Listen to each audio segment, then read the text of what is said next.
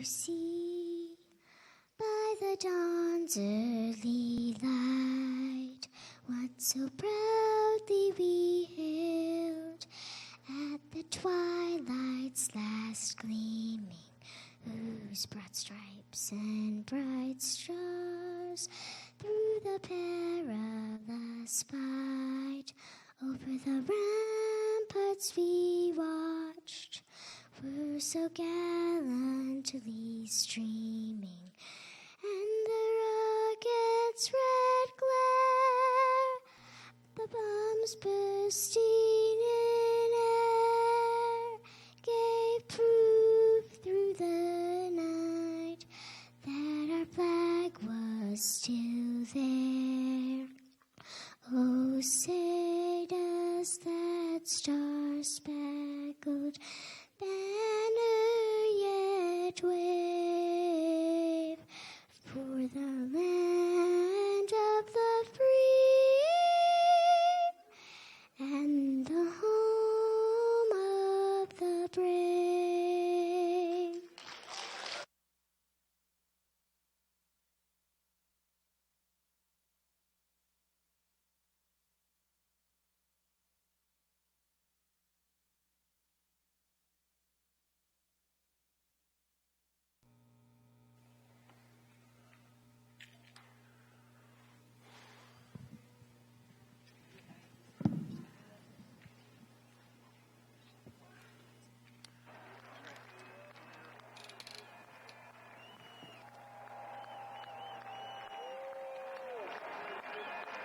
Well, folks, it's the fourth quarter here in the NFC Championship game, and things are going south for Coach Solomon and the Seahawks. That's right. Over the last 10 minutes of play, the Gazelles have whittled down what was an impressive lead to almost nothing. Seattle is hanging on by their fingernails. Now they're setting up the play. Looks like a passing play.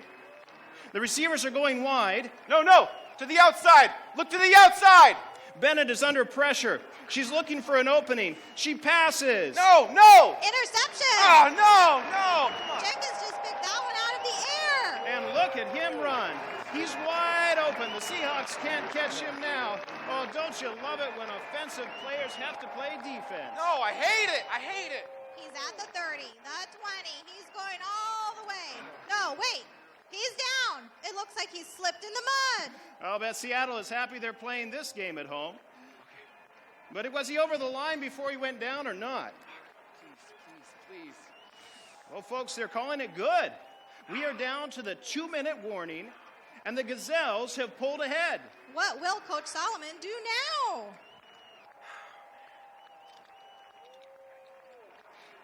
It looks like Seattle has some secret new plan. Look at the setup for that kick return. I don't know what he has in mind for that arrangement, but I guess we'll see.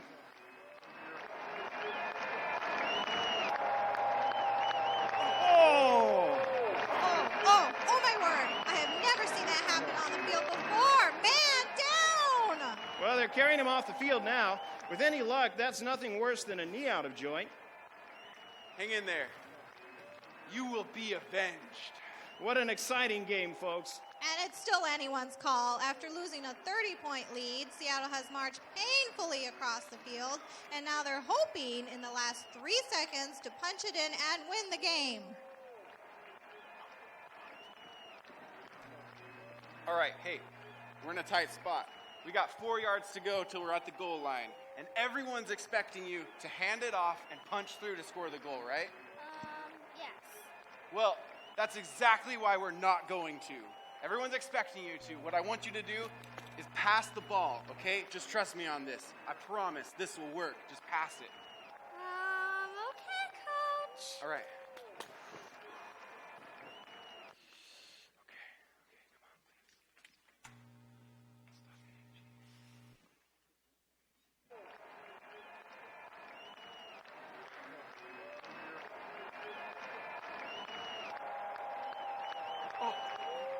That's it, folks. It's over. The Portland Gazelles are going to the Super Bowl, and the season and the career is over for Coach Solomon.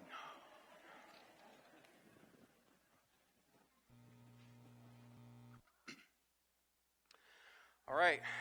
Well, team, so here we are. No one expected us to make it to the Super Bowl, especially after the loss to who was it? The Gazelles in the NFC Championship. But as we all know, they cheated, and cheating isn't allowed in the NFL, and so they're not allowed to play in the Super Bowl. Now, so we're here. It doesn't matter now how we got here, but it matters what we do with this opportunity. So let's do something great, all right? You with me? You guys are the team. You with me? Yeah, all right. We got a lot of teammates. That's great. Okay. Of course, it's not really going to change the world if we win the Super Bowl. Although our fans are going to be really happy that we did great, right? Of course, those same fans who put on the jersey might throw us under the bus if we lose. So I'm not so sure how much stock we should put into what they think about us. But what we do could end up in, the Super Bowl is going to be recorded in history. But it's not going to be included in school textbooks. And even if we win, people aren't going to remember our names. Like, they might remember that we won, but sooner or later they're going to forget who we were. And it's not all that against them, because the career of a football player is not that long. Soon you're all going to have to retire, and you're all going to have bad knees, and you might not remember your names. But that's beside the point, all right? The real reason we're here today, the purpose, the meaning in us playing, I think, can I call a timeout? Is that all right? I can't remember the punchline.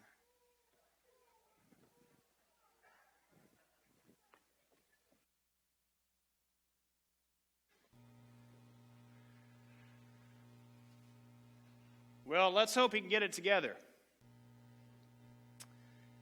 Have you found yourself in that spot?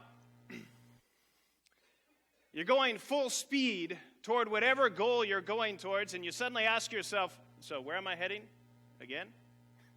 And why? It's that eternal question of the purpose of life. Why do we play? Why do we do it? Why do we keep going even when there are challenges that come our way? Is there some great achievement that we're after? And do we know what that is? Now, that's a rhetorical question for you to ponder. You don't have to answer just now, but I think it's worth asking. Why are we doing this? As my clicker doesn't work. Weird. I think it's unplugged.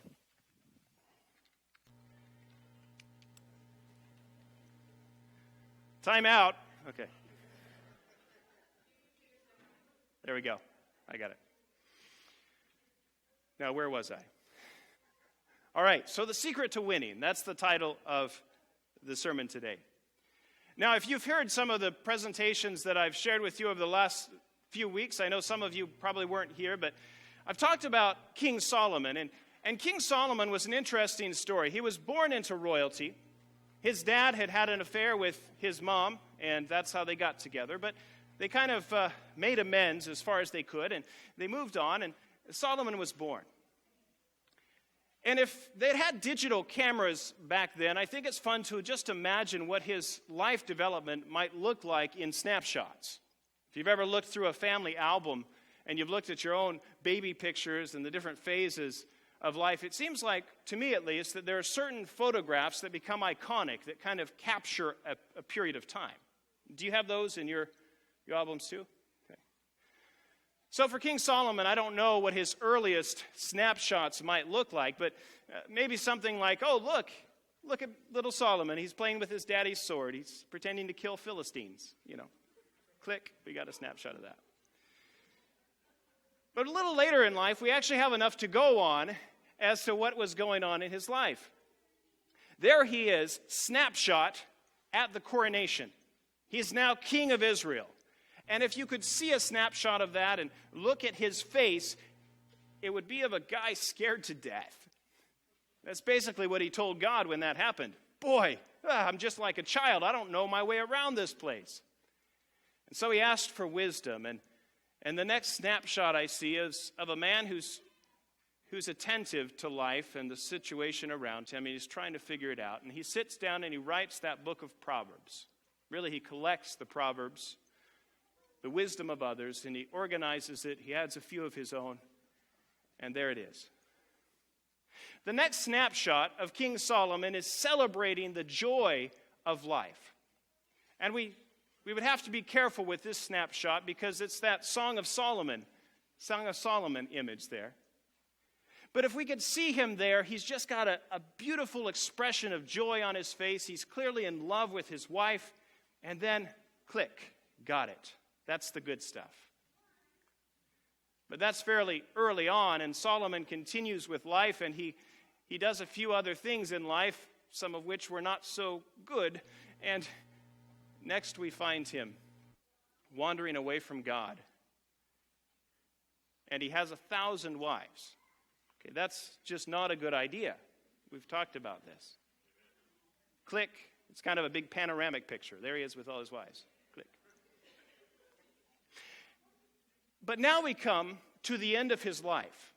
The book of Ecclesiastes. And if you have a Bible nearby or a Bible app, why don't you go to Ecclesiastes with me? Because this is King Solomon as an old man. If we could see him there posing for this picture, we would see some wrinkles in his face. We would see some gray hair. The look of a man who has weathered through quite a bit. And yet, in his eye, we don't see vacancy. We would see a man who's finally got it. But that's not what it sounds like. Not when we pick up his book and start to read.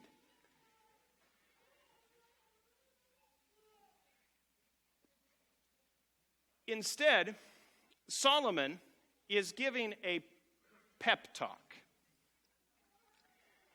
And it starts out just about as inspiring as Coach Solomon's pep talk here on stage. You notice that wasn't really that inspiring, right? Okay, it was meant to be that way. Pastor Blake didn't mess that up. Yeah.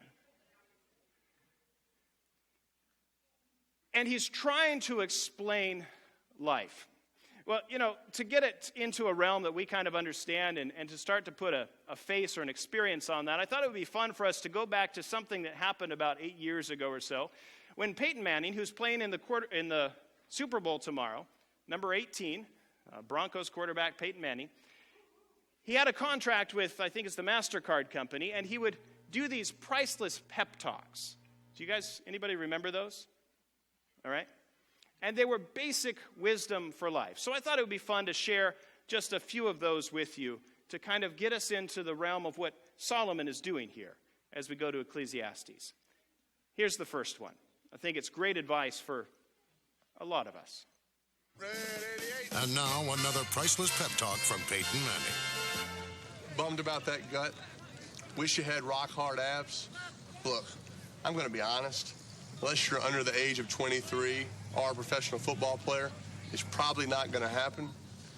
If I were you, I'd just buy some bigger shirts. And this has been another priceless pep talk from Peyton Manning. Go to Priceless.com for a personalized pep talk you can send to a friend. Pretty good advice, wouldn't you say? All right. And here's another one that I think is worthy of our consideration, too. This pep talk from Peyton Manning. I heard you're bummed about driving a minivan. That's okay. It's okay. Is it at least like a sport turbocharged minivan or something? No? All right, here's what you're going to do. Take that baby out and paint some flames on it. Or get a cool decal. Maybe like a number 18 on the side or something. Yeah. You're feeling me. You love it. Go to Priceless.com for a personalized pep talk you can send to a friend. Go talk to Trevor. Sad about football season coming to an end? Well, cheer up. You've got lots to look forward to. Like,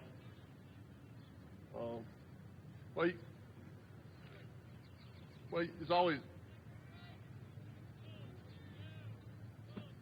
You know what? I'm bummed, too. Guess I'll see you next fall. Go talk to Trevor. Sad about football season coming to an end? Well, cheer up. Apparently that's looping. All right. Cheer up. Cheer up, Dan. No, I'm sad too.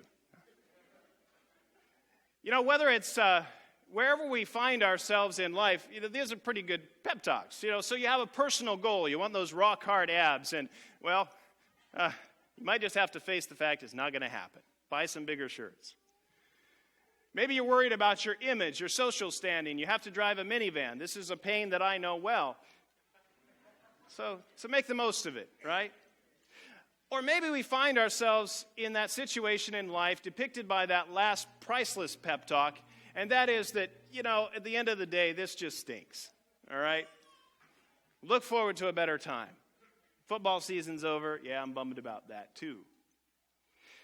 That is the tone that Solomon starts with in his pep talk in Ecclesiastes. It almost sounds overly depressing.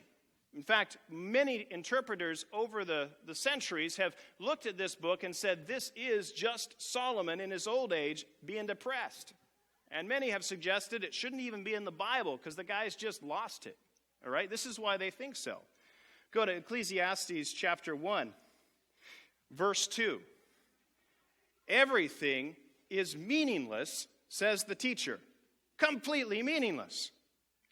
And then he begins to elaborate and says, the sun goes up and the sun goes down, and it always happens the same way. The seasons come and the seasons go, and nothing ever changes. It's all meaningless. And then there in chapter 1, verse 16, he says, I said to myself, in light of all this meaninglessness that I face in life, I said to myself, look, I am wiser than any of the kings who ruled in Jerusalem before me. The Bible says that about him, so, it's okay.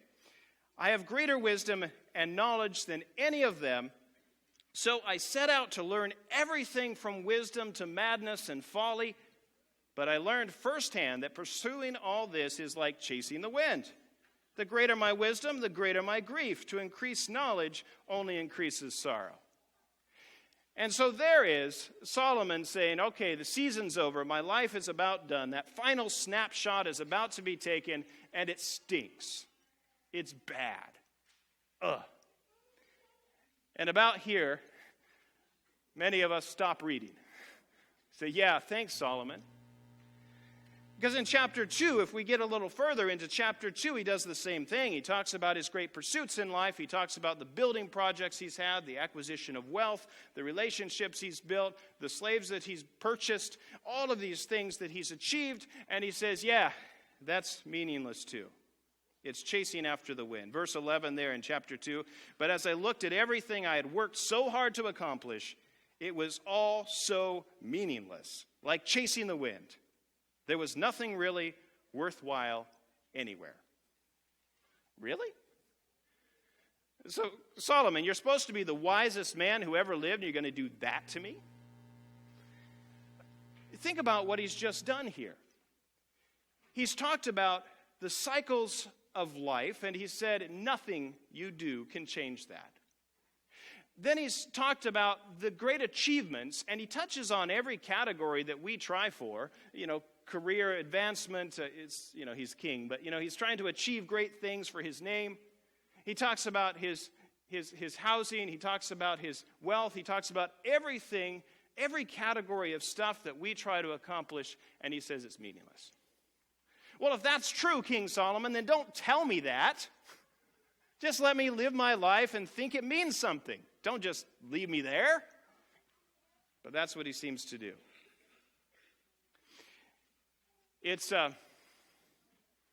But what he's trying to say, I think, is something actually different. And I think if we stop in chapter 2 of Ecclesiastes, we miss the most developed philosophy of life that I see anywhere in the Old Testament. But to kind of capture what he's saying there, I think there's a sense in us that there's something more to life, and so we use that, we let that inspire us to try to pursue great things. We try to build monuments to our names. We try to build up fame for ourselves so we have a social standing, whether it's fame on the national level or just localized fame. We want to have a social standing where people see us walk by and say, oh yeah, hey, that's Jim, he's awesome. Everything we try to do is to try to achieve something. But is that the right track? There's a story told about the creation. And it's not a true story. I almost didn't tell it, but I have to because it kind of captures what I think Solomon's really getting at. It starts out to say that once upon a time, long ago, in the beginning, God created a dog, the first dog. And he said to that dog, I want you to sit on the doorstep and bark at anyone that passes and wag your tail. And I'll give you 25 years of life to do that. And the dog said, well, that's kind of a boring thing to do, just bark at people as they pass by and sit on the doorstep for 25 years. How about I give you back 10? And God said, okay, fine. You have a lifespan of 15 years. I'll take back those 10. And then God created the monkey, and he said to the monkey, well, you have, here's what I want you to do in life. I want you to entertain people, do tricks, just do crazy things, have fun, entertain people. And I'll give you 20 years to do that. And the monkey said, well, okay, sounds like fun for about 10 years. Can I give you back 10 years? I said, okay, I'll take back those 10 years. Then he created the cow. He said to the cow, I want you to work hard in the field every day with the farmer. I want you to provide milk, have calves, and provide milk for the farmer's family, take care of the farmer's family. I'll give you a lifespan of 60 years. And the cow's response was, wow, that's a lot of hard work to do for 60 years. How about I give you back 40, and I'll just take the 20? He said, okay. And then he created mankind, the first man, and he said, I want you to have fun, play, enjoy life, get married, just live it up and enjoy everything you can. And I'll give you 20 years for that. And the man said, really? Only 20 years? How about if instead you give me that the 40 years the cow gave back, and the 10 years the dog gave back, and the 10 years that the monkey gave back, and that'll make 80 years. And God's response was, okay, you asked for it. And so that's why we spend the first 20 years of our lives enjoying life, playing, living it up. The next 40 years working in the hot sun to try to take care of our families. The next 10 years doing monkey tricks for the grandkids. And the final 10 years sitting on the doorstep barking at everybody that goes by.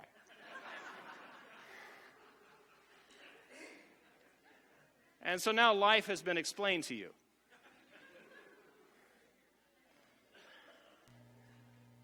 Obviously, it's not a true story, but there is something true in that. And I think it's what Solomon is trying to say to us, that we take on more than we need to. We burden ourselves with far more than God intended us to carry. And so that's the message that we see starting to develop as we continue to read through the book of Ecclesiastes. Next, in chapter 2, he talks about the futility of work. And I want to suggest something to you as we read the rest of these statements that he makes throughout the book of Ecclesiastes. So we start to see the real message that he's trying to convey. The word that is translated meaningless or vanity in your Bible is actually the most basic word for vapor or mist. Okay? Meaningless could be a reasonable translation of it, but I want to suggest that in this book it's not. That instead of Solomon saying that all those things that we try to achieve are meaningless, instead he's trying to tell us they're like a vapor, insubstantial, and they float away. They're temporary. They're fleet. And so here in chapter 2, verse 24, he's been talking about the futility of work, or the temporary nature of the things that we try to achieve. And he says this in verse 24, so I decided, in light of that, there is nothing better than to enjoy food and drink and to find satisfaction in work. Then I realized that these pleasures are from the hand of God, for who can enjoy anything apart from him? In essence, he's saying, this is what you've got. Enjoy what you've got. As we read on, he talks about how there's a time for everything under the sun, and it feels like you should say turn, turn after those lines. I'm not sure why.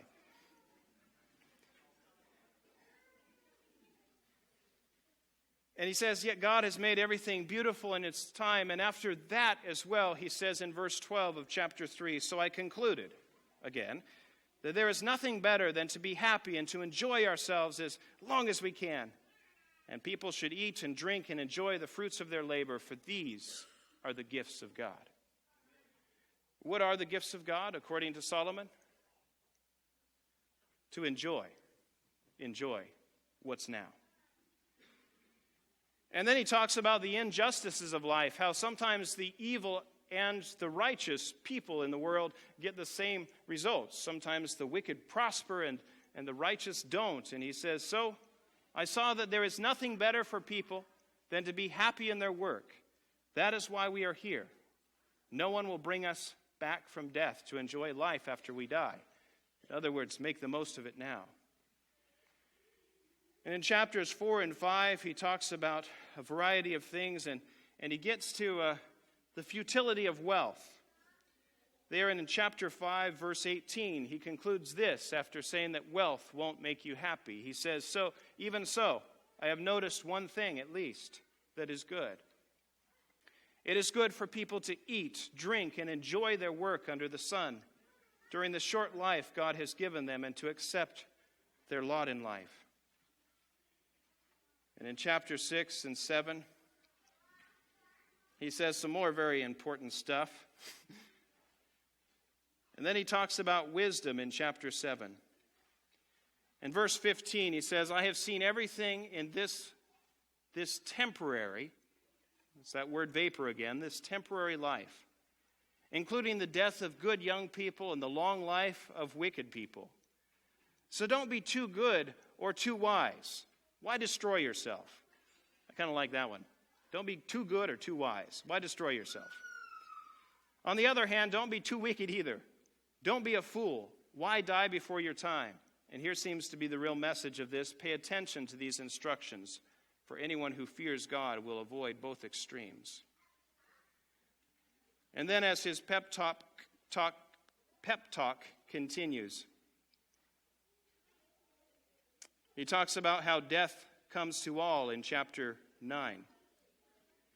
And in verse 7 of chapter 9, he says, go ahead, eat your food with joy, and drink your wine with a happy heart, for God approves of this. Wear fine clothes with a splash of cologne. Live happily with the woman you love through all the temporary days of your life that God has given you under the sun.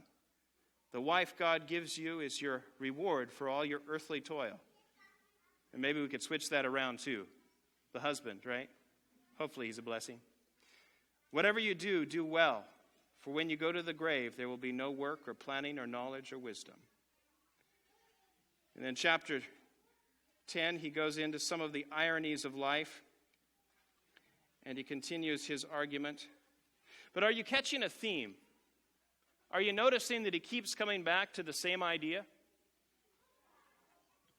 He's almost repetitive. After talking about the futility or temporary nature of this or that, he comes back to, so, since you don't know where that's going, enjoy this moment. And that's his message. Chapter 11, he talks about cast your bread upon the waters. It's almost a message of what goes around comes around. And then he says in chapter 12, verse 13, the end of the matter, all has been heard. My long life of seeking wisdom is over, in other words. And here it is. At the beginning of his journey, he said, the fear of the Lord is the beginning of wisdom. And now he says, the end of the matter is this, fear God and keep his commandments. For this is the whole duty of man. And as I look at the Hebrew, I think it's even more profound when we see that it doesn't say the word duty. It says instead, literally, fear God and keep his commandments, for this is man's everything. This is man's all. You see, the message that King Solomon is trying to convey at the end of his life is meant to get us ahead of where he was by this point. He had journeyed hard. He had tried everything to achieve happiness in life, and it didn't work. He said the cycle of the seasons go on, and you can't change them. He said that the works you do are temporary. They either fall apart or somebody else enjoys them when you're dead. He says that's not it. But two things he keeps coming back to, and they are these. Enjoy this moment because you know you have it. And number two, enjoy it in God's way, knowing that these choices will come into judgment. And he also hints, or more than hints, that God's way will lead to greater joy. That's the message. Enjoy this moment. That's it. And do that in God's way. Wow. As I look at what Solomon is really saying and it starts to sink in, I see that this is not the way that I have lived most of my life so far. I'm the guy with big goals. I want to build a monument that people will notice, that reflects well on me. I want to have a positive social standing. I want people to admire me, okay? I think most of us do. I want to write things. I want to build things. I want to accomplish things that amass here in a big pile, and we can look at it, and I can point at it and say, I did that. But Solomon says all that goes away. All that's temporary. If you're tying your happiness to that, it won't work. But I'll tell you what will work. I want you to take this moment, and enjoy it to the fullest. It sounds a lot like what Jesus said in Matthew 6, verse 34. He said, don't worry about tomorrow. Tomorrow has enough trouble of its own.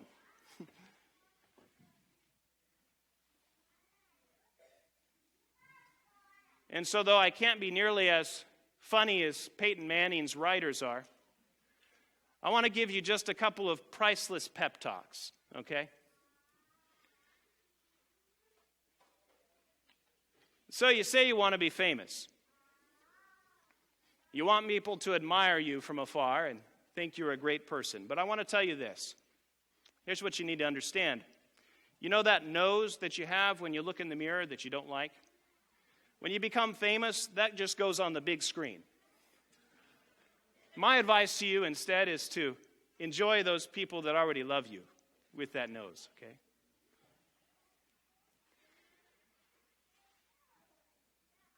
And so you say that you want to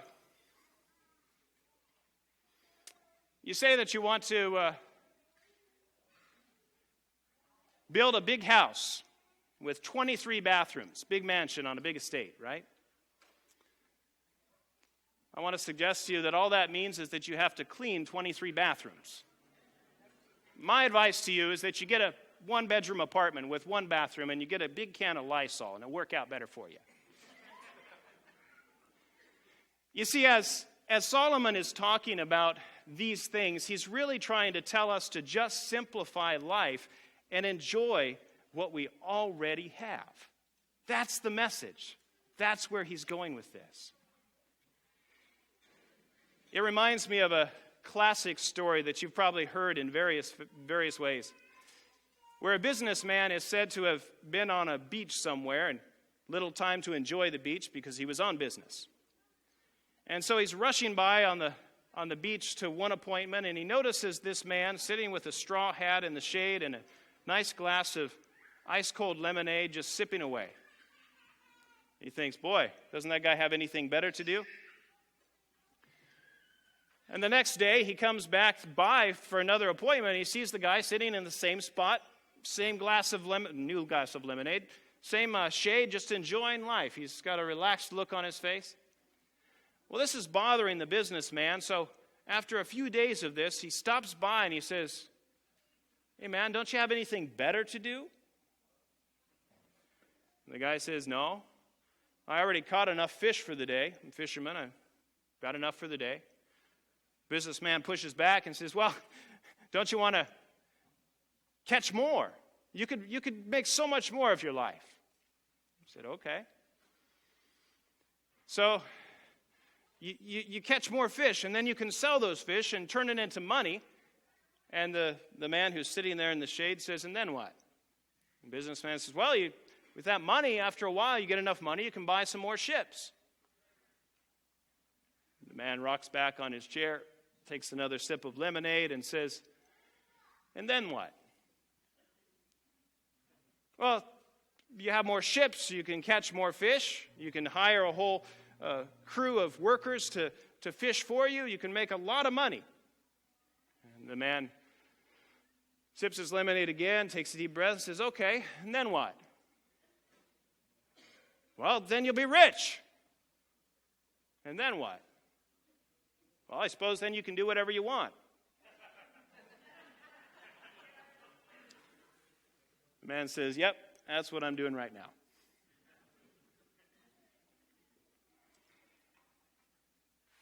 I do believe that Solomon's message is the message for our time. In a fast-paced world, the information age, and whatever this next phase is called, it speeds up our lives in ways that don't make our lives better. And into that crazy world comes this ancient wisdom of a man who is telling us how to win the game. And he's telling us simply this: God gave you this moment, so enjoy it. And God gave you guidance on how to enjoy it best, so follow that. But it's about this moment, and it's about eternity. Let the rest take care of itself. To me, that's a pretty good message. Pretty good message. And so, my priceless pep talks are nothing like Peyton Manning's, but let's check back in with Coach Solomon and see what he has going for us.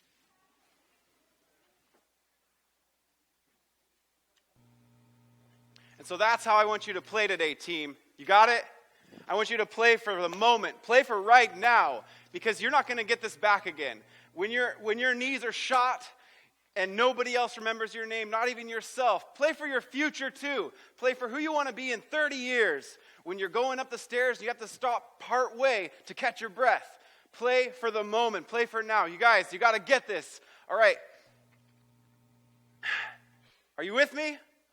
Team, we got to play for today. This is all that matters, okay? Now, for 20 years from now, where are you going to be?